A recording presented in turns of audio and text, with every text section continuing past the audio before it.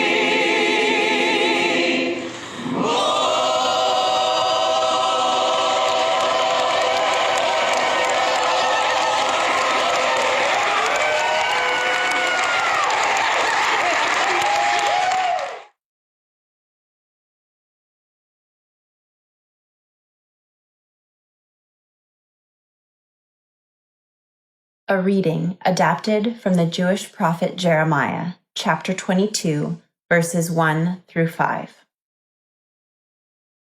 This is what the Spirit of Life says. Go down to the houses of government and proclaim this message there. Hear this word of truth to you, our elected officials, who sit in places of power, you and your officials. This is what the Spirit of Life says. Do what is just and right. Rescue from the hand of the oppressor the one who has been robbed.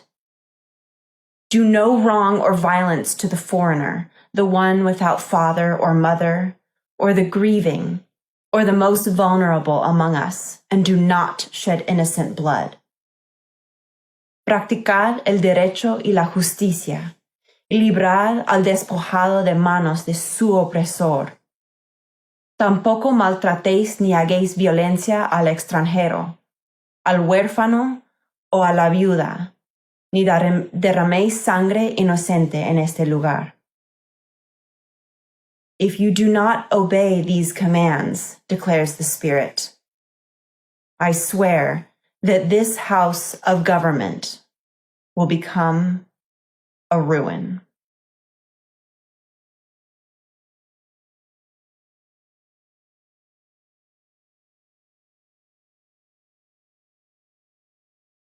Frederick Douglass, July 5th, 1852, addressing the Rochester Ladies' Anti-Slavery Society in Rochester, New York, adapted. What, to American slaves, is your 4th of July? I answer, a day that reveals to them, more than all other days in the year, the gross injustice and cruelty to which they are daily subjected. To them, your celebration is a sham, your boasted liberty an unholy license, your national greatness swelling vanity. Your sounds of rejoicing are empty and heartless. Your denunciations of tyrants, brass-fronted impudence. Your shouts of liberty and equality, hollow mockery. Your prayers and hymns, your sermons and thanksgivings, with all your religious parade and solemnity, are to them mere bombast, fraud, deception, impiety, and hypocrisy. A thin veil to cover up crimes which would disgrace a nation of savages. There is not a nation on earth guilty of practices more shocking and bloody than are the people of these United States at this very hour.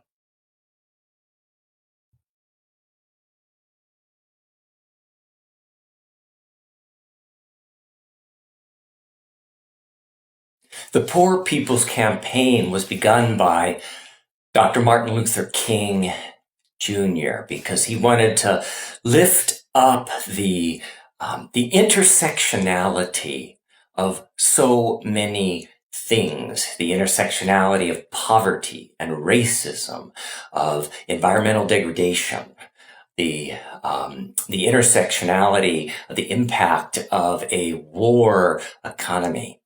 And the Poor People's Campaign that he began prior to his assassination was rooted in the belief that those who are marginalized, if they join their voices together, and if those who are not part of marginalized communities join with them, that voice, that power is going to be stronger than the greed, than the racism that is plaguing this country. And so the Poor People's Campaign today is reviving that spirit. As they write, people are coming together to organize their moral outrage against systemic racism, poverty, ecological devastation, and militarism. And they're creating a powerful moral fusion movement. A society sick with these injustices and infirm with the distorted narrative of Christian nationalism needs a moral voice rooted in our deepest constitutional and religious values to remind us of who we are and who we must be. And we are Unitarian Universalists. We believe in the inherent worth and dignity of every person, and we believe that we are all interconnected. Not just humanity is interconnected, but all forms of life interconnected in a precious web of interdependence. And those religious beliefs call us strongly to protect the most vulnerable, to protect and defend the most vulnerable among us and the most vulnerable parts of that interdependent web. Ours is a theology, a religion of love in action. And remember, it was Cornel West who said, justice is what love looks like in public. Justice is what love looks like in public.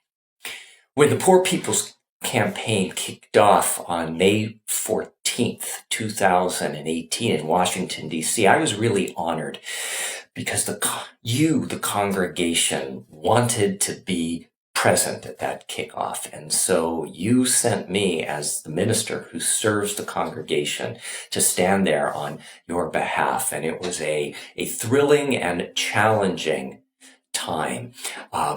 Listening to the Reverend William Barber preach truly is standing in the presence of a true prophet. He speaks truth to power as probably no other human being right now in the United States is able. The spirit of life is filling him and pouring out from him. And I want to tell you something that he said and something that he caused all of us who had gathered there for the kickoff to do. It was a hot morning and afternoon. It was well into the 90s in Washington, D.C. that day. And the stage had been set up. And so all the speakers were up on the stage, which was in the direct light of the searing sun. And off to the side were several trees, and everyone had gathered under the trees to be in the shade. So here you have Reverend Barber in full clerical robes, plus all these other extraordinary speakers speaking of all the different kinds of oppression in this country. Persons of color, trans, speaking out against environmental greed and degradation. And it begins. And William Barber looks at all of us who are in the shade, and he says, this rally, this Poor People's Campaign will not kick off until all of you who are in the shade are willing to come and step forward in front of this stage in the sun. Because until you know what it feels like to have the sun beating down on you mercilessly, you will never understand what it's like to pick vegetables and fruit in the Central Valley of California. You need to open yourself to hear and experience the pain of so many people. And so the kickoff of the Poor People's Campaign did not begin until those of us who were physically able, and some could not because of health, but the rest of us moved into the sun and felt that scorching heat and connected our hearts and minds to those workers in the fields in the Central Valley. And so that's what the Poor People's Campaign is about. It's about those of us who are marginalized joining together, but it also means those of us who have some element of privilege. It means we need to open our hearts and minds to hear the voices and the stories of those who are being impacted right now by policies that our government has in place. And we must rise up to tear down structures that limit the freedom of so many people. I'm thinking of these words in the Declaration of Independence, ratified July 4th, 1776. We hold these truths to be self-evident, that all people are created equal, that they are endowed by their Creator with certain unalienable rights, that among these are life, liberty, and the pursuit of happiness, that to secure these rights, governments are instituted among persons deriving their powers from the consent of the governed, that whenever any form of government becomes destructive of these ends, it is the right of the people to alter it or abolish it and to institute new government, laying its foundation on such principles and organizing its powers in such form as to them shall seem most likely to affect their safety and happiness. I'd say that again, most likely to affect their safety and happiness. Our country was formed on those words, which was an uprising, a moral uprising, a rebellion. And that's what we're seeing happening in the streets and in the city halls of America today. This moment, fueled by 400 years, 500 years of the subjugation of so many people, so many black bodies, so many brown bodies, so many indigenous bodies, a system of economics put in place that guarantees much to a few and to the masses so little. And we, as the Unitarian Universalist Church of Fresno, are part of this because it is our faith that calls us to honor the inherent worth and dignity of all and the interconnected responsibility that we have for all. Troy just earlier shared with us some powerful words from Frederick Douglass from his July 5th, 1852 address. And I want to just share a few more. Frederick Douglass said, "For it is not light that is needed, but fire. It is not the gentle shower, but thunder. We need the storm, the whirlwind, and the earthquake. The feeling of the nation must be quickened. The conscience of the nation must be roused. The propriety of the nation must be startled. The hypocrisy of the nation must be exposed, and its crimes against the spirit of life and humanity must be proclaimed and denounced." And this is what the Poor People's Campaign is asking every house of worship in the United States to do at some point this Friday, this Saturday, or this Sunday. And so I leave us, dear ones, as we begin this Independence Day weekend, an Independence Day that has never actually happened because there is not true independence, there is not true freedom, there is not true equity for all the citizens of this country. So we are part of this moral movement of the Poor People's Campaign.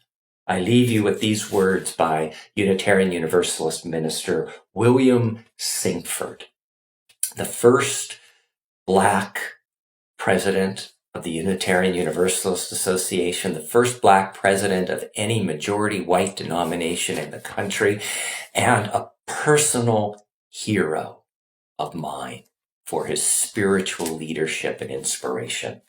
Reverend William Sinkford writes, We are a gentle and generous people, but let us not forget our anger. May it fuel not only our commitment to compassion, but also our commitment to make fundamental changes. Our vision of the beloved community must stand against a vision that would allow the privilege of the few to be accepted as just and even holy. Our religious vision must again and again ask, who is my neighbor? Who is my neighbor? Who is my neighbor? And strive always to include more and more and more of us.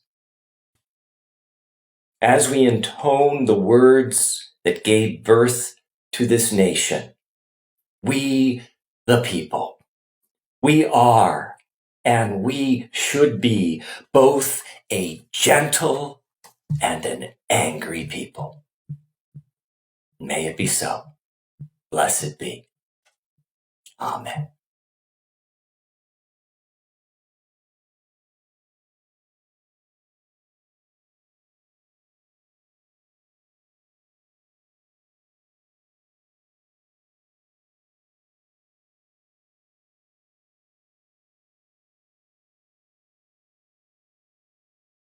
We shall not be moved. We shall not be moved, just like the tree that's planted by the water. We shall not be moved. No nos moverán. No nos moverán como un árbol firme junto al río. No nos moverán. All of us together, we shall not be moved. All of us together, we shall not be moved, just like the tree planted by the water. We shall not be moved. Unidos en la lucha no nos moverán. Unidos en la lucha no nos moverán, como un árbol firme junto al río. No nos moverán. Together we will triumph, we shall not be moved. Together we will triumph, we shall not be moved, just like the tree planted by the water. We shall not be moved. Unidos venceremos, no nos moverán. Unidos venceremos, no nos moverán, como un árbol firme junto al río. No nos moverán. Hey. We shall not be moved. We shall not be moved, just like the tree that's planted by the water. We shall not be moved. No nos moverán. No nos moverán, como un árbol junto